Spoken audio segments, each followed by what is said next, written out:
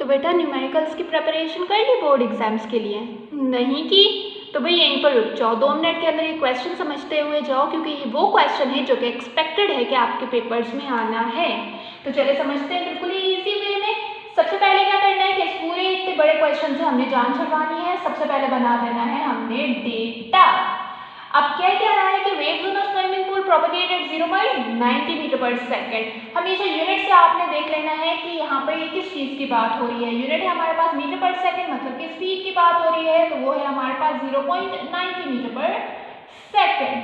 उसके बाद कह रहा है कि splash the water at one end of the pool, observe the waves, go to the opposite end, reflect and return। अच्छा, यहाँ पे ये reflect and return जो वर्ड लिखे हुए हैं ना, इसको आपने पॉइंट आउट करना है। ये मैंने क्यों कहा है ये मैं एंड में बताऊंगी।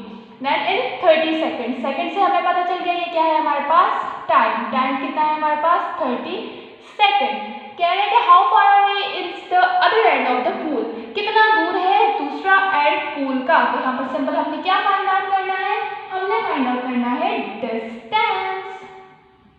क्वेश्चन समझ आ गया, डेटा निकल गया। अब अच्छा से यहाँ पर लिख दो सॉल्यूशन। ठीक है,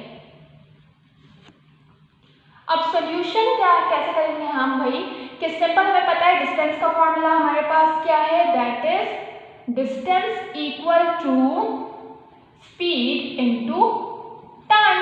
तो सिंपल स्पीड की जगह पर स्पीड की वैल्यू पुट कर दे, दैट इज 0.9। टाइम की जगह पर टाइम की वैल्यू पुट कर दे, दैट इज 30। दोनों को कर दे मल्टीप्लाई, तो जवाब क्या आ जाएगा हमारे पास 27 मीटर। अब यहीं पर रुक जाओ, मैंने पहले क्या कहा था कि रिफ्लेक्ट एंड रिटर्न। तो बेटा हमने देखिए क्या फाइंड आउट करना है, सिर्फ डिस्टेंस फाइंड करना है। अब ये क्या कह रहा है कि वेव गई और टकरा के वापस आई कितने टाइम में, 30 सेकंड में।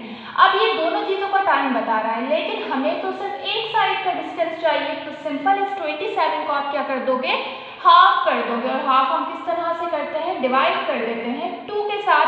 तो 27 को 2 से डिवाइड करोगे तो आंसर क्या आ जाएगा आपका 13.5 मीटर। ये है आपका आंसर। वाओ, देखो कितना इजी है। तो अब अगर ये क्वेश्चन आ जाए पेपर में तो आपने मुझे दुआएं जरूर देनी है। नेक्स्ट क्वेश्चन के लिए जल्दी से फॉलो कर लें।